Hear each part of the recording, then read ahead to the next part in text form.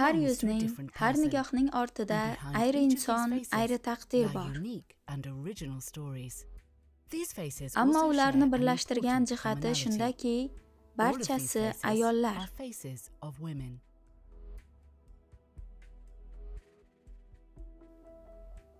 Ayol bo'lish dunyoning turli mintaqalarida turli ma'nolarni anglatadi. Xo'sh, musulmon ayol haqida gap ketganda xayolimizga nimalar keladi? Muslima ayol haqidagi tasavvurlarimiz qanchalik to'g'ri? Ular haqidagi tasavvurlar haqiqatan ham Qur'onga asoslanganmi? Urf-odatlarning dinlashtirilishi musulmonlar diniy dunyoqarashida qanday o'rin tutadi? Bugungi diniy hukmlar tarix mobaynida erkaklar tarafidan ijod etilgani musulmon ayollarning hayotida qanday iz qoldirgan? Musulmon ayollar turmushda, hayot tarzida qanchalik ta'sirga ega? Dunyoning 4/1 aholisi musulmonlar.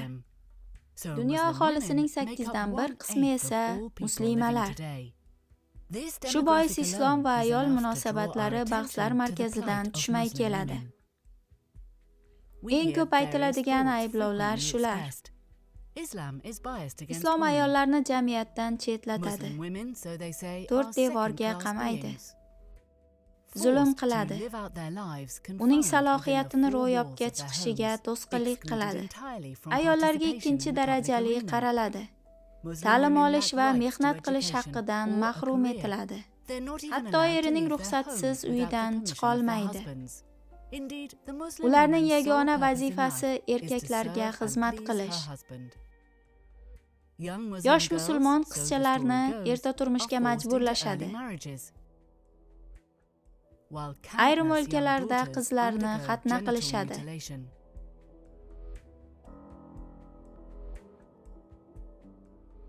Islom va ayol munosabatlari haqida o'ta salbiy tasavvurlar ommaviy axborot vositalarida tobora kuchayib bormoqda. Biz bilgan islom dinida erkak, ayol teng huquqli edi. Ammo afsuski, mamlakatimizning ko'p joylarida bunga amal qiladi deb bo'lmaydi. Erkaklarda bor haqlarning birontasi ayollarda yo'q. Islomda xotinini jazolash uchun qo'yadigan qadamlar mavjud. Mabodo ayol haliyam qaysarlik qilsa, oldin gaplashadi, keyin xotinini ursa ham mumkin bo'ladi. Kichkinaligimda otam olamdan o'tdi. Hali 3 yoshda edim. Onam turmushga chiqqanida opam bilan birga qoldim. Yetim bo'lganim uchun meni erta turmushga majburladi. 14 yoshimda erga berishdi. Ayollar har doim hissiy, shariatda aytilganidek, ularni hissiyotlar boshqaradi. Ba'zan koshki erkak bo'lsaydim deyman. Erkaklar ayollarga nisbatan ko'proq haqlari bor. Masalan, bilim olish haqqi. Ayol erkaklarning aytganini bajarishi shart. Bizning huquqlarimiz cheklangan.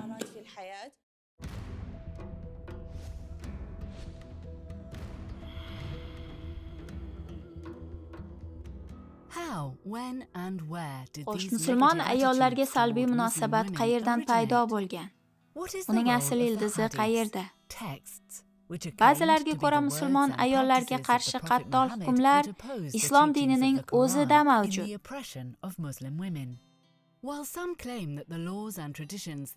Ba'zilarga ko'ra esa ayollarga mashaqqat hukmlar asli yengillik dini bo'lmish islom diniga to'g'ri kelmaydi.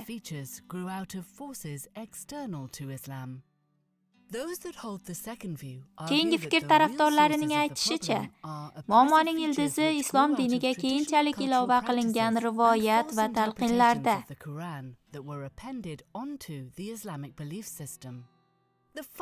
Bizdagi asosiy savol shu: Allohdan Muhammad payg'ambarga nozil qilingan kitobda, Qur'onda bu haqdagi haqiqat nima? Qur'onda ayollarga qanday ta'rif va mavqe berilgan? Savolga to'g'ri va to'laqonli javob olish uchun Qur'onda ayollarga qanday din buyurilganini bilish lozim. Buning uchun musulmon ayollarga o'rgatilgan Qur'ondagi dinni oilada, jamiyatda, iqtisodiy va madaniy hayotda taqdim etilgan turmush tarzi bilan yaqindan tanishish kerak bo'ladi. Biz barcha munozarali va jasorat talab etuvchi bu savollarni dunyoning 4 tarafidagi olimlarga yo'lladik. Amerikadagi Garvarddan boshlab Misrdagi Al-Azhargacha, Turkiyadagi Istanbul universitetidan Malayziya xalqaro islom universiteti va yana boshqa ko'plab nufuzli ilm markazlariga murojaat etdik.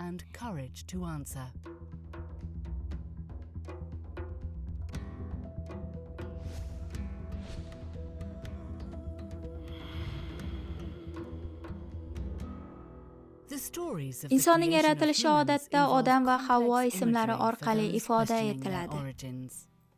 Bu sahnada Odam, Havvo, shayton va taqiqlangan meva eng yirik obrazlar. Ilk yaratilish haqidagi umumiy stereotiplar erkak-ayol munosabatlarini belgilaydi. Kimmiz, qayerdan keldik kabi savollarga ko'madigan murg'akkina bolacha uchun yaratilish ulkan va haybatli sahna. Bolacha kattalardan eshitayotgan bu ilk yaratilish qissasi ichida o'ziga ham bir joy topishga urinadi. Bir qizchaning ongiga o'rnashayotgan ilk yaratilish qissasi hali kichik yoshlardayoq unda shakllanayotgan fe'l-atvorga ham ta'sir o'tkazadi va hali bir umr o'zida tashiydigan ba'zi salbiy qabul va qoliplarning psixologiyasida o'rnashishiga sabab bo'ladi. Ma'lumki, inson bolaligida duch kelgan savollari eng chuqur va eng iztirobli bo'ladi. Ayol erkak qovurg'asidan yaratilganmi?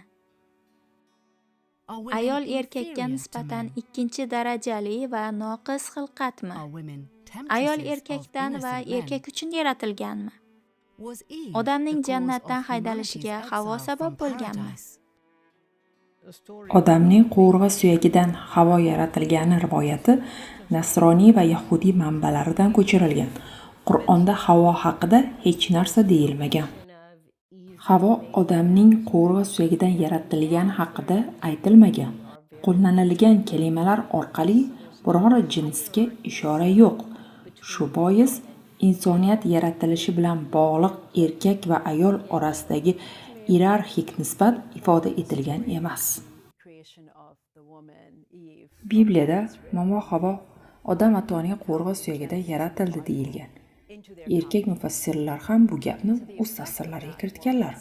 Natijada Qur'onda hech qanday ustunlik berilmagan bo'lsa-da, birinchi bo'lib erkak yaratilgan degan iddao yo'q ekaniga qaramay, musulmon tarjimonlar Bibliyadagi hikoyalar asosida ayol zotini ikkinchi navbatda yaratilgan degan tasavvur yaratishga muvaffaq bo'ldilar. Insoniyatning ibtidosi bilan bog'liq Bibliyadagi bu tushunchalar musulmonlarning bu boradagi tushunchalariga qanday ko'chirildi? Ushbu ko'chishning eng muhim vositasi hadislar bo'lgan. Momo Havvo odam atoning qovurg'asidan yaratildi degan so'z aslida Isroiliyot manbalaridan. Isroiliyot bu Muhammad payg'ambar davridagi Yahud va Nasoradan iborat Bani Isroil xalqining so'z va amallaridir. Yaratilish jihatdan na erkak ayoldan ustunligi bor, na ayol erkakdan. Ustunlik faqat taqvodadir. Qur'on ustunlikni ayol yoki erkak jinsiga emas, balki dinda mustahkam turish va Allohdan taqvo qilish bilan belgilaydi. Shu nuqtai nazardan u insonning yaratilishi haqida kalit bir ifoda ishlatadi. Nafsi vohida, ya'ni barcha odamzod bir xil asldan, bir turdan yaratilgan. Qur'on ham erkak ham ayolning bir turdan yaralganiga e'tibor qaratadi. Shu bilan birga ayol erkakning qovurg'asidan yaratilgan degan birorta oyat yo'q. Qur'onda odamlarning nafsi vohida, ya'ni bir xil asldan yaratilgani aytiladi. Bir xil asl bu odam deb talqin etish uchun hech qanday sabab yo'q. Qur'onda nafsi vohida ifodasi 5 marta zikr qilingan. Ulardan birontasida ham odam ekaniga ishora ham kelmagan. Agar u erkak bo'lsa, al qo'shimchasi bilan bildirilishi mumkin edi. Bunday holat yo'q. arab tilida muzakkar va muannas, erkak va ayol olmoshlar uchun farqli qo'shimchalar ishlatiladi. Nafsi vohida iborasi kelgan oyatlarda unga minho o'rniga muzakkar, minhu qo'shimchasi ishlatilib, erkak ekanligini aytish mumkin edi. Qur'onda yaratilishning ta'rifi juda oddiy. U zot sizni bir jondan, bir asldan, bir ruhdan va bir kishidan yaratilganini aytadi. Va sizni bir-biringizni tanishingiz uchun millatlar va qabilalarga ajratdik deydi.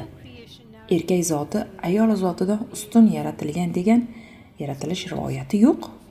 Ikkalasi ham bir paytning o'zida va bir xil asldan yaratilgan. Qur'ondagi 4-suraning 1-oyatida olamlarning yaratilishi arab tilidagi nafs deb ataladigan yagona ruhdan ekani ochiq aytilgan. Qur'ondagi nafsi vohida kalimasini ayni turdan bo'lgan kishilar deb anglash menimcha eng to'g'risi. Masalan, Oli Imron surasining 164-oyatida o'zlaringizdan rasullar, payg'ambarlar yuboraman deydi. Bu yerda o'zlaringiz deyilganda odamlarning genetik xom ashyosi olinib, undan payg'ambar vujudga keltirish nazarda tutilmagan. Unda nima nazarda tutilgan? Alloh yuborilgan qavm insonlari bilan bir xil turdan payg'ambarlar yuboradi. Ya'ni inson turiga farishta yo boshqa turdagi mavjudotlarni yubormaydi. Payg'ambarlarni ham nafsi vohida, ya'ni ayni turdan bo'lgan kishilar deb tushunsak, menimcha hammasi tushunarli bo'ladi.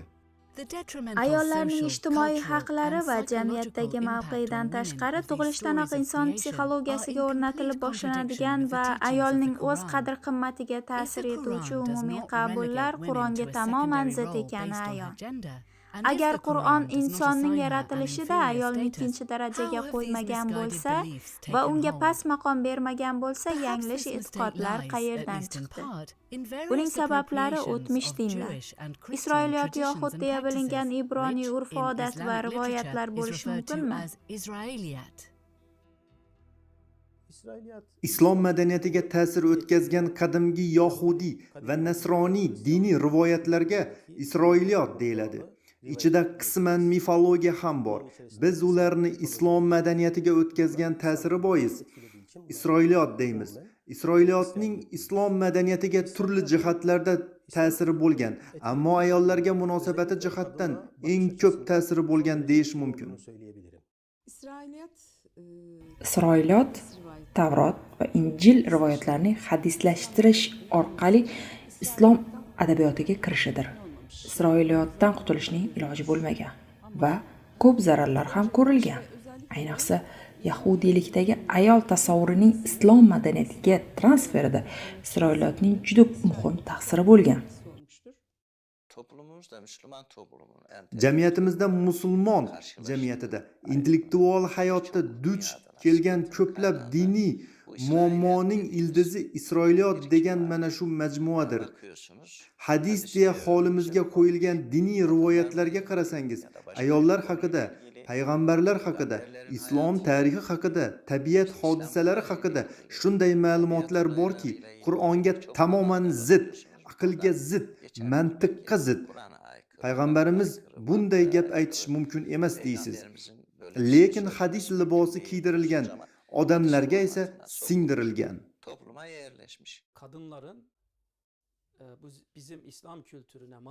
Afsuski, ayollar haqida madaniyatimizda keng yoyilgan ayollar shumlik, yomonlik ramzidir.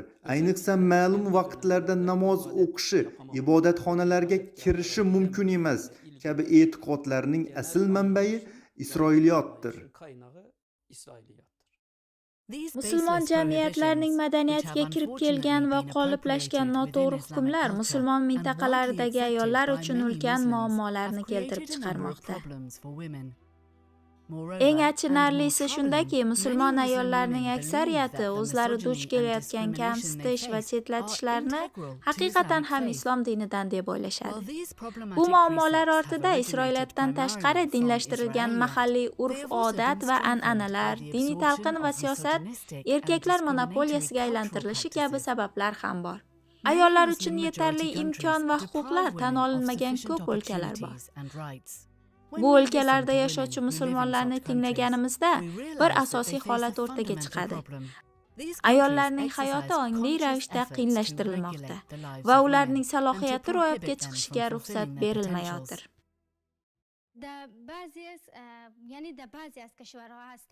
Ba'zi shahar va qishloqlarda xotin-qizlar erkaklarga bo'yin egishlari shart.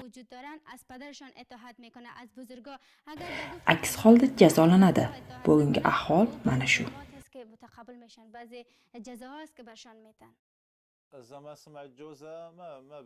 Ayol erining bir so'zini ikki qilishga ruxsat yo'q, chunki ayol erning uyiga tegishli. Men bir hadis eshitganman, simda qolgan aytaman. Agar ayol erini g'azablantirsa, farishtalar uni la'natlaydi. Darhaqiqat, har bir ayol Allohni rozi qilishni va Allohga va eriga bo'ysunishni istaydi. Biz ayollar bunday hayotni qabul qilamiz.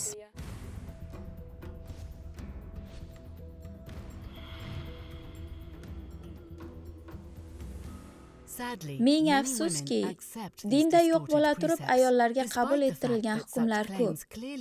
Erkaklarga bo'yin egish, ayollarning erkaklar bilan birga ishlashini taqiqlash kabi Qur'on matnida bo'lmagan qoidalar ijtimoiy hayotda qaltis vaziyatlarni yuzaga keltiradi.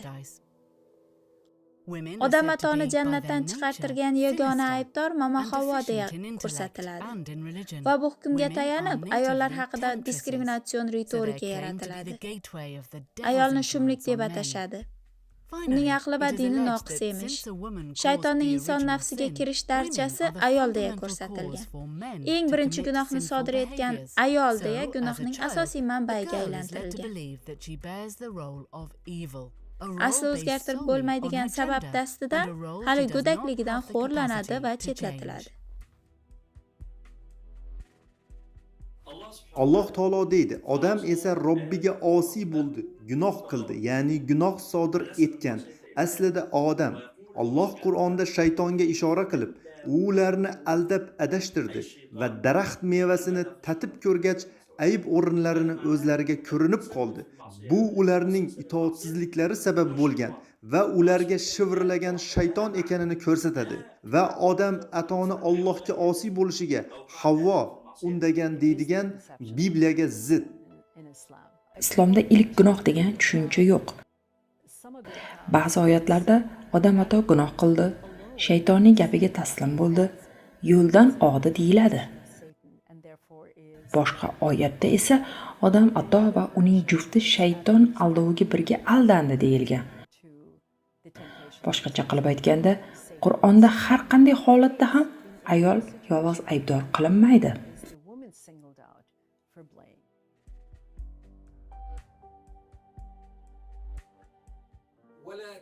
Hech kim boshqaning yukini olmaydi. Inson o'g'li nima eksa shuni o'radi. Albatta, insoniyat kechirilgan gunoh yukini haligacha ko'tarib yurishi adolatdan emas. Odam va uning jufti tavba qildilar. Alloh ularning tavba tazarrularini qabul qildi. Bu fikr aslida Bibliyadan keladi. Qur'onda bunday ibora yo'q. Ilk gunoh e'tiqodi ham islomda yo'q. Bu hatto yahudiylikdagi e'tiqod ham emas. Bu juda muhim masala. Chunki har bir inson tabula rasa, ya'ni yangi toza sahifa bo'lib tug'iladi. Har inson bir yangi hayot boshlaydi. Ilk gunohning nasldan naslga o'tishi islomda yo'q.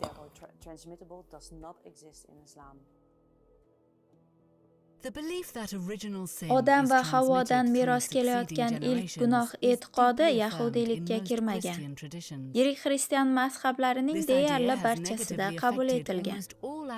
Mifologik qissaga aylangan bu dunyoqarash ayollarning hayotdagi har bir xatti-harakatiga va ijtimoiy haqlariga salbiy ta'sir o'tkazadi. Islomda esa bunday gunoh merosini deyarli barcha rad etgan. Ammo bir hadis borki, uni o'qiganlar go'yoki musulmonlar ham ilk gunoh merosiga e'tiqod qilar ekan deb o'ylab qoladi. Abu Hurayradan rivoyat etilgan hadis: agar Momo Havvo bo'lmaganda, ayollar erlariga hech qachon xiyonat qilmagan bo'lar edi, deyiladi. Buxoriy va Muslim keltirgan bu rivoyat afsuski o'ta ketgan tuhmatdir. Bu juda ulkan iddao. Odamlar bir-biriga xiyonati, erkakmi, ayolmi, bundan qat'iy nazar odamlarning xiyonatining sababchisi odamning o'zlaridir.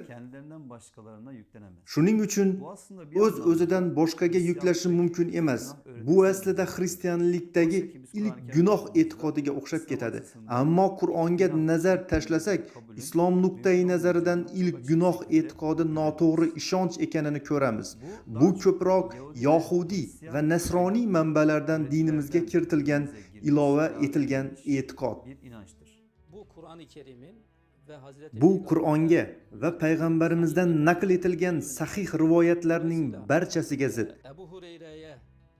Binobarin Abu Hurayradan rivoyat etilgan degan bu hadis Qur'ondagi umumiy mantiqqa va aqlning umumiy tamoyillariga mos hech qanday tarafi yo'q.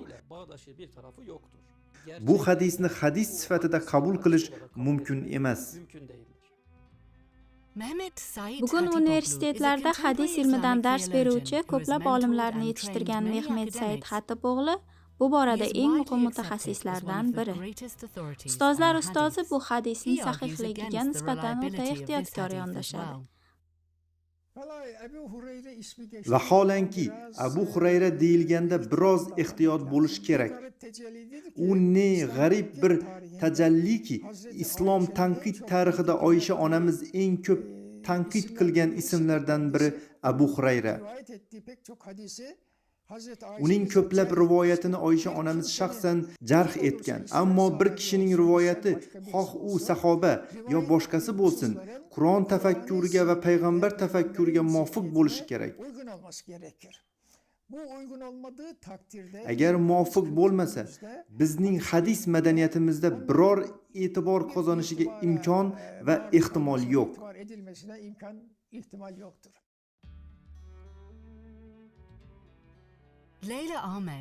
Ayollarning ilk gunohga sabab bo'lishi va dunyodagi yovuzliklarning onasi deya ta'riflanishi haqida Garvard universitetining ilohiyot fakulteti professori Leyla Ahmed shunday deydi.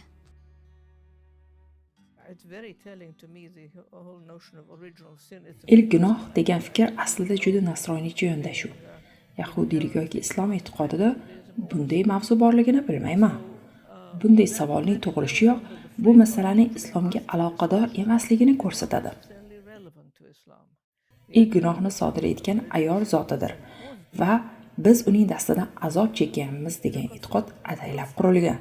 Shu bois bunga ishonib o'ylanib yurish kerak emas. Bugun zamonaviy dunyoda anglashga urinilayotgan Qur'on qaysi jo'g'rofiy hududda va qaysi tarixiy davrda nozil bo'ldi? Arabiston yarim orolidan butun olamga ulkan o'zgarish va o'sishni yoygan Makkada ayollarning maqomi islomdan oldin qanday edi? Islomning kelishi ayollar uchun nimani o'zgartirdi?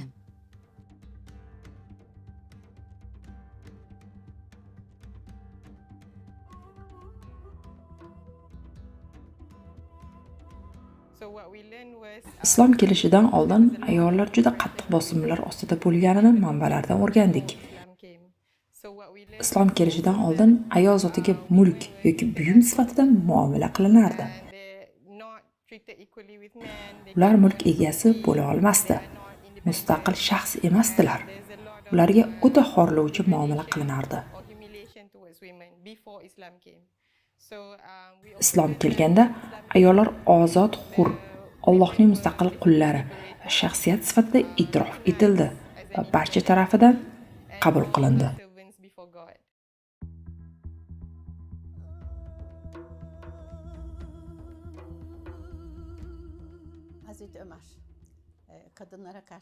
Xalifa Umar ayollarga juda shiddatli edi.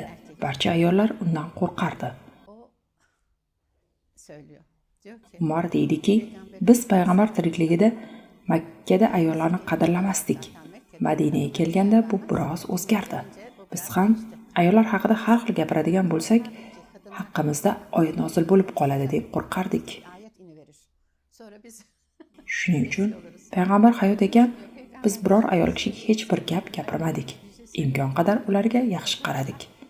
Ammo payg'ambar vafotidan so'ng yana eski holimizga qaytdik. indirilmeye başlandığı çağ.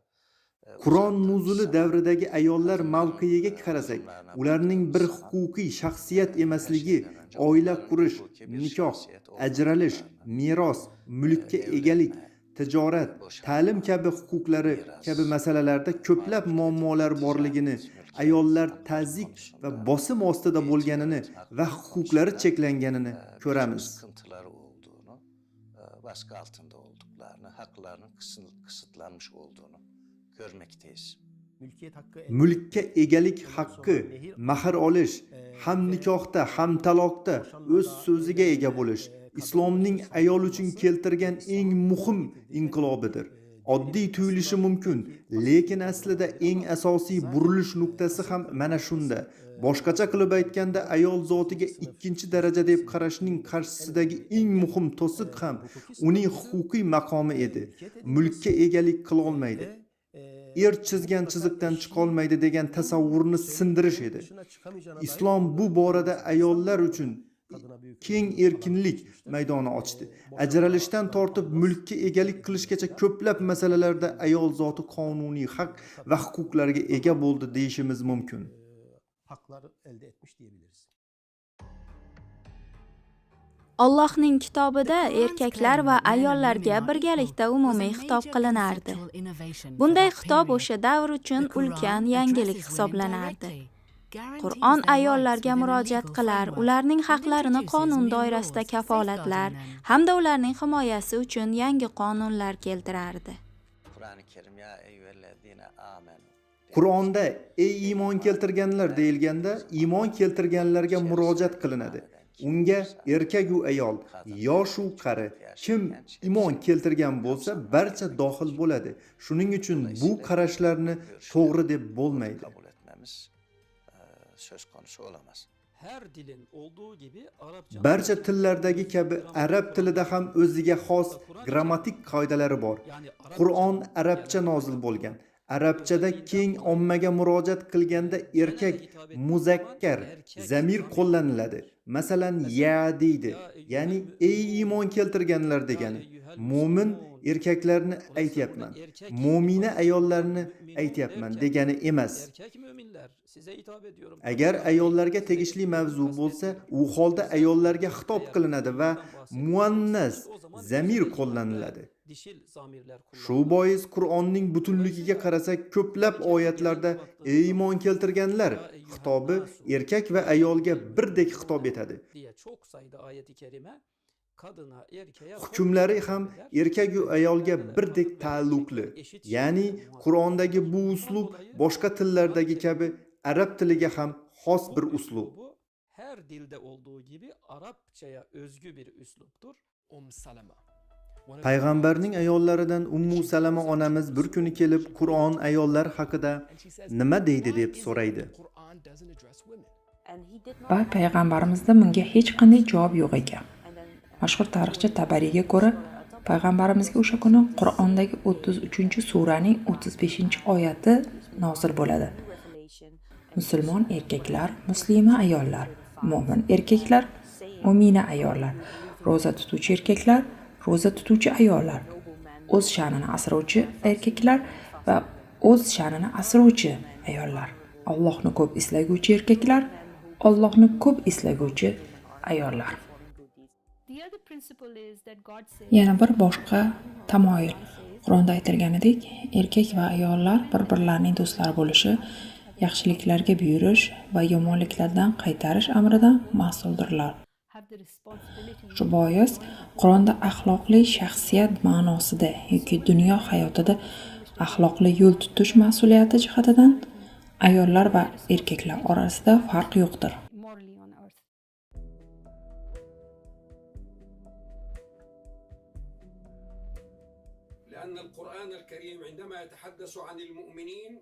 Qur'onda iymon keltirganlar iborasi ham erkaklar ham ayollarni anglatadi.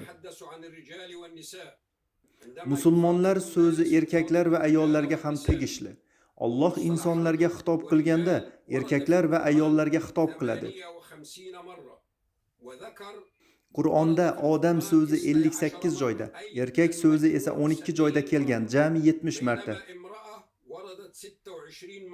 Boshqa tarafdan ayol so'zi 26 joyda, 36 joyda ona, 30 joyda onalar tilga olinadi, jami 92.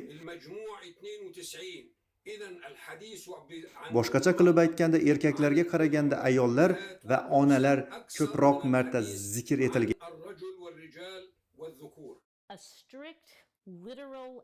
Qur'on ma'nolarini lafziy va qur'oniy jihatidan anglash erkinlik beradi.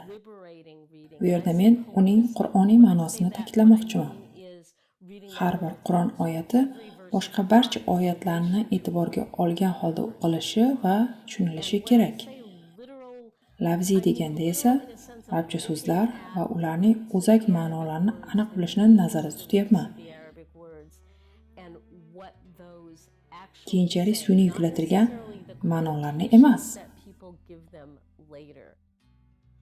Qur'onda bayon qilingan, tavsiya etilgan ma'lumotlarga ilova ma'nolar berilgani tarixiy haqiqat.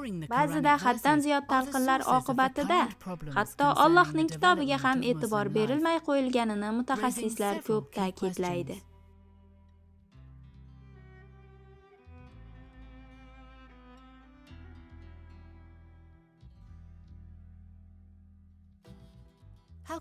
Bir hadisning sahihligini qanday aniqlash mumkin? Qur'on oyatiga ochiqcha zid bo'lgan hadisga nisbatan qanday munosabatda bo'lish kerak? Hadis, tafsir va fiqh kitoblarini yozganlar doim erkaklar ekani o'sha kitoblarga qanchalik ta'sir etgan? Qur'on amr va taqiqlari nuqtai nazaridan qaralganda, ayollarning ijtimoiy hayotda faol ishtirok etishida muammo bormi? Bu savollarning barchasiga filmimizning ikkinchi qismida birgalikda javob izlaymiz.